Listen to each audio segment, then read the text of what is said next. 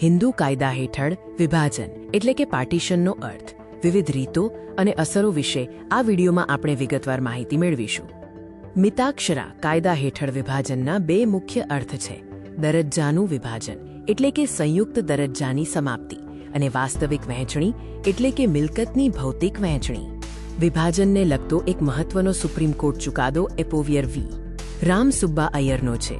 આ ચુકાદા મુજબ વિભાજન એ માત્ર મિલકતની વહેંચણી નથી, પરંતુ પક્ષકારોના અલગ થવાના ઈરાદાનું પરિણામ છે. વિભાજનની માંગણી પુખ્ત કોપાર્ટનર કરી શકે છે. 2005ના સુધારા મુજબ પુત્રીઓને પણ પુત્રની જેમ સમાન અધિકાર મળે છે. સગીર કોપાર્ટનર માટે તેમનો કાયદેસર વાલી વિભાજનની માંગ કરી શકે છે, જો તે સગીરના હિતમાં હોય. વિભાજન માટે કોઈ ઔપચારિક દસ્તાવેજ કે નોંધણી હંમેશા જરૂરી નથી. તે એકપક્ષીય જાહેરાત દ્વારા, તમામ કોપાર્ટનર્સ વચ્ચે કરાર દ્વારા અથવા વકીલ મારફતે કાનૂની નોટિસ મોકલીને થઈ શકે છે.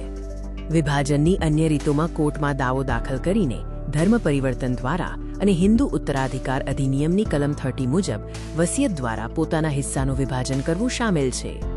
વિભાજનની કાનૂની અસરોમાં ઉત્તરજીવિત્વનો અંત, હિસ્સો નિશ્ચિત થવો, મળેલા હિસ્સા પર સ્વતંત્ર માલિકી મળવી અને કુટુંબના કર્તાની સત્તાનો અંત થવો મુખ્ય છે.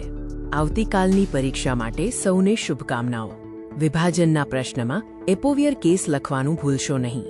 જો આ વિડીયો ગમ્યો હોય તો લાઇક કરો અને તમારા મિત્રો સાથે શેર કરો, જેથી બધાને મદદ મળી શકે. SUBSRCRIBE કરવાનું ભૂલશો નહીં.